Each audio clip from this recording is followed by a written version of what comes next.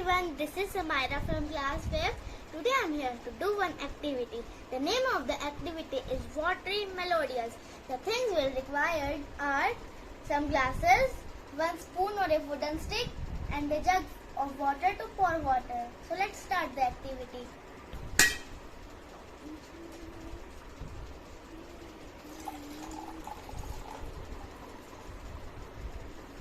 Now we have poured water in all the glasses.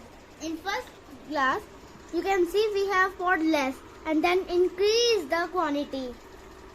And the last one is very now. So now we will tap all the glasses with a spoon and listen carefully the different sounds of each glass. So let's start.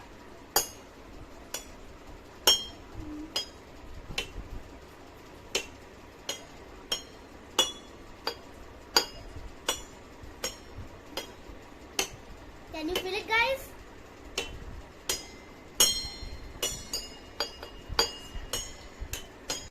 The sound from each glass is coming different as you have observed. So bye.